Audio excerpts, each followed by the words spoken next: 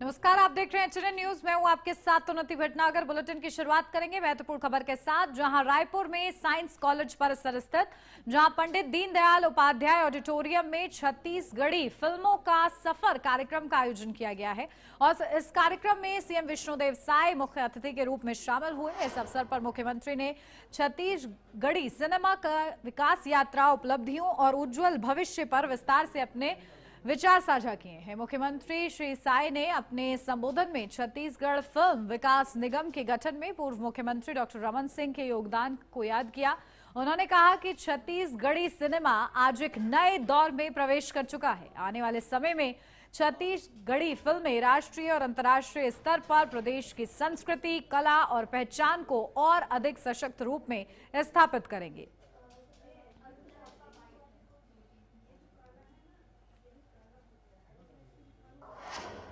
छत्तीसगढ़ में metro rail network बिछाने की दिशा में सरकार ने कदम बढ़ा दिए हैं। उप मुख्यमंत्री अरुण साव ने मेट्रो परियोजना को लेकर जानकारी देते हुए बताया कि फिलहाल ये काम शुरुआती चरण में है, लेकिन आने वाले समय में इसे तेज गति से आगे बढ़ाया जाएगा। उन्होंने कहा कि चीन और अमेरिका के बाद भारत मेट्रो नेटवर्क विस्तार में तीसरे स्थान पर पहुंच चुका है और छत्तीसगढ़ भी इस विकास यात्रा का हिस्सा बनेगा। वहीं साय सरकार के 2 साल पूरे होने पर कल बड़े कार्यक्रम का आयोजन होना है। इसे लेकर अरुण साव ने कहा कि विष्णु सरकार के 2 साल पूरे हो गए हैं।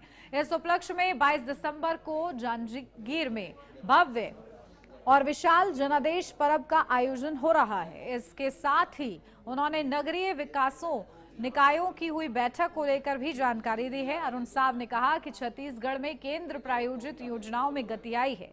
पीएम आवास के मामले में छग तीसरे स्थान पर है, तो वहीं कई योजनाओं में छत्तीसगढ़ ने 2 साल में अच्छी प्रगति की है।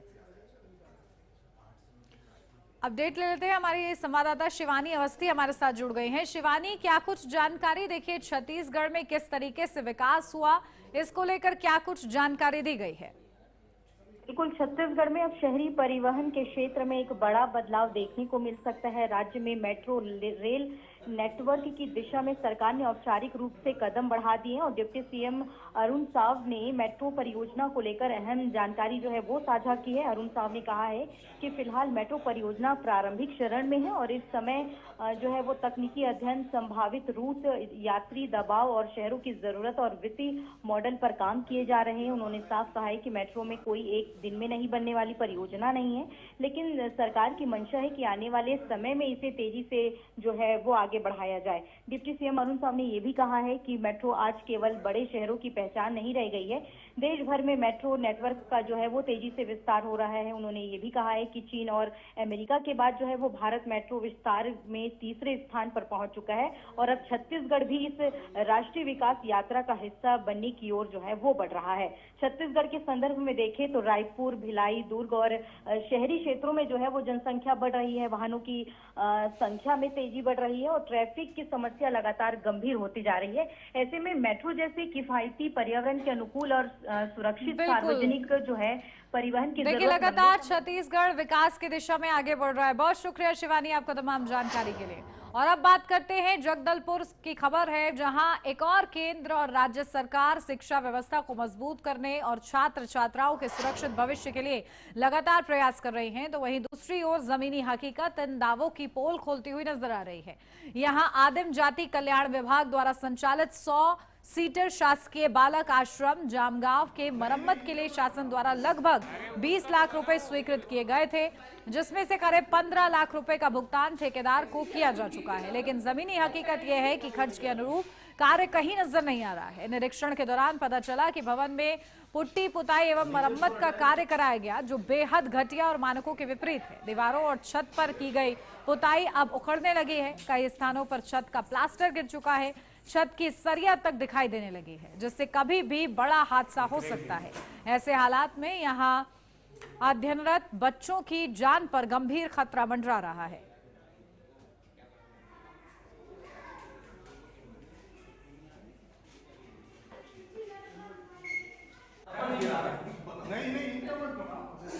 देखिए, जगदलपुर में जहां हादसे को न्योता देते हुए ये जर्जर भवन आपको नजर आ रहा होगा, जहां जगदलपुर में बदहाल व्यवस्था की ये तस्वीरें हम आपको दिखा रहे हैं और अफसर और ठेकेदार जो हैं वो मलाई खा रहे हैं बैठ के। जहां 20 लाख की मरम्मत में घोटाले की बू आ रही है, क्योंकि मरम्मत का कार्य यहां पर अगर हुआ होता तो उसका आलम ये नहीं होता कि आपको सरिया दिख रहा है, पुट्टी छूट चुकी है। और सोचिए ऐसे भवन में बच्चे यहाँ पर आते हैं, उनके साथ कभी भी हादसा हो सकता है। अपडेट लेते हैं इस पर, हमारे संवाददाता हमारे साथ जुड़ गए हैं चंद्रहास। क्या कुछ जानकारी मिल रही है? देखिए घोटाले की बू आ रही है, मरम्मत के लिए करोड़ों रुपया, लेकिन बावजूद इसके यहाँ पर असर नहीं दिख रहा है। देखिए उन्नति, सबसे पहले मैं आपको बताना चाहूंगा कि हम जिस जगह पे हैं और जिस जगह की बात कर रहे हैं, बस्तर एक ऐसा क्षेत्र है जहां पर आदिवासी, हम यहाँ इसको आदिवासी बाहुल्य क्षेत्र बोल सकते हैं। एक और लगातार यहाँ पर नक्सलिज्म की बात चलती है, नक्सलिज्म को खत्म करने की कवायद चल रही है। वहीं सरकार बहुत सारे नए नए योजनाएं चला रही है, जिसके कारण अंदरूनी क्षेत्रों में, ग्रामीण क्षेत्रों में वो बच्चे जो आज तक स्कूल का चेहरा भी नहीं देखे थे, उनके भविष्य को लेकर स्कूल निर्माण किया जाता है, हॉस्टल निर्माण किया जाता है और उनकी एक बेहतर छवि बनाने के लिए उनका दाखिला करवाया जाता है। दूर दूर से, गांव के क्षेत्रों से बच्चे आते हैं, उन स्कूलों में पढ़ते हैं, लेकिन अंदरूनी क्षेत्र हो जाने के कारण नेता, बड़े अधिकारी और कुछ ऐसे ठेकेदार जो अपना जेब भरने के लिए इन बच्चों के भविष्य को बेच रहे हैं, उनका इस्तेमाल कर रहे हैं। और ये पहली घटना नहीं है, इससे पहले भी कई घटना आई हैं जिसमें बच्चों के द्वारा बच्चों को काम करवाने का वीडियो सामने आया, वो बच्चे तेल में जल गए। तो ऐसे ऐसे कृत्य जो है प्रशासन, शासन और उन ठेकेदारों के बिल्कुल, द्वारा देखिए किया कहीं ना जाता है। कहीं व्यवस्था जो है वो बहुत ही ज्यादा ऐसी लग रही है कि पटरी से उतर चुकी है। ठीक है, देखना होगा क्या कुछ कार्रवाई होती है इस संबंध में। बहुत शुक्रिया। और अब बढ़ेंगे आगे। छत्तीसगढ़ के भिलाई शहर में उस वक्त सियासी बवाल मच गया जब कांग्रेस कार्यकर्ताओं ने गाजियाबाद की एक निजी कंपनी के 6 कर्मचारियों को कथित तौर पर आपत्तिजनक सर्वे करते हुए पकड़ लिया। आरोप है कि ये कर्मचारी पूर्व मुख्यमंत्री भूपेश बघेल की गिरफ्तारी होनी चाहिए या नहीं जैसे सवालों को लेकर लोगों से सर्वे कर रहे थे। कांग्रेसियों का कहना है कि सर्वे में शराब घोटाला केस से जुड़े सवालों के जरिए पूर्व मुख्यमंत्री भूपेश बघेल और उनके बेटे चैतन्य बघेल को बदनाम करने की कोशिश की जा रही थी। इस बात को लेकर कांग्रेस कार्यकर्ताओं ने कड़ा विरोध दर्ज कराया और सभी कर्मचारियों को भट्टी थाना लेकर पहुंचे। मामले की जानकारी मिलते ही कई वरिष्ठ कांग्रेसी नेता भी थाने पहुंचे, जहां थाने के बाहर बड़ी संख्या में कांग्रेस कार्यकर्ताओं की भीड़ जमा हो गई। हालात को देखते हुए पुलिस को अतिरिक्त बल बुलाना पड़ा। वहीं इस पूरे घटनाक्रम को लेकर पूर्व मुख्यमंत्री भूपेश बघेल ने सोशल मीडिया पर केंद्र सरकार के खिलाफ हमला बोला है। मामले को लेकर कांग्रेस ने दुर्ग एसपी को ज्ञापन सौंपा है। फिलहाल पुलिस पूरे मामले की जांच कर रही है।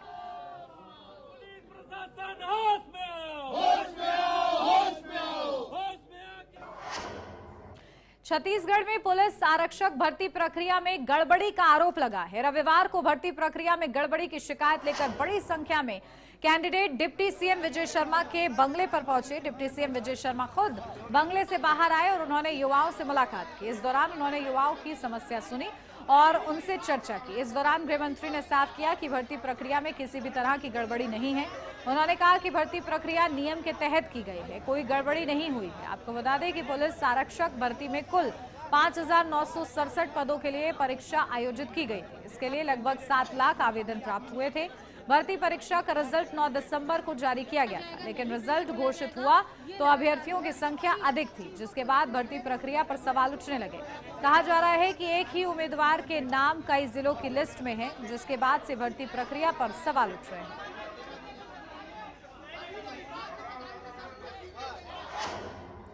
गरियाबंद में एंटी नक्सल ऑपरेशन के दौरान सुरक्षा बलों को बड़ी सफलता मिली है, जहां जवानों ने सर्चिंग के दौरान जंगल में छिपाकर रखा माओवादियों का हथियार और गोला बारूद बरामद किया।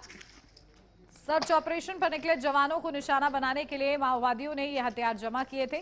समय रहते जवानों ने माओवादियों का डंप हथियार बरामद कर बड़ी घटना को टाल दिया है। जवानों ने मौके से एक बरमार बंदूक, एक कंपनी निर्मित मोर्टार और 22 मोर्टार सेल, 150 डेटोनेटर, 18 तीर बम समेत अन्य विस्फोटक सामग्री बरामद की है।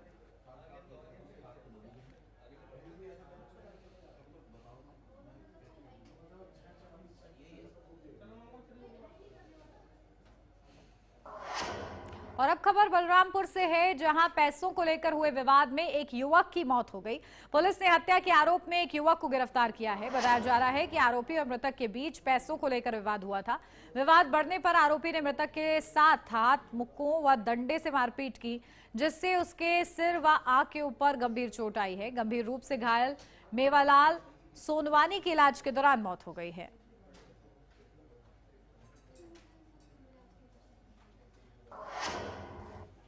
और इसी के साथ इस बुलेटिन में बस इतना ही। खबरों का सिलसिला आगे भी जारी रहेगा। बने रहिए HNN न्यूज के साथ।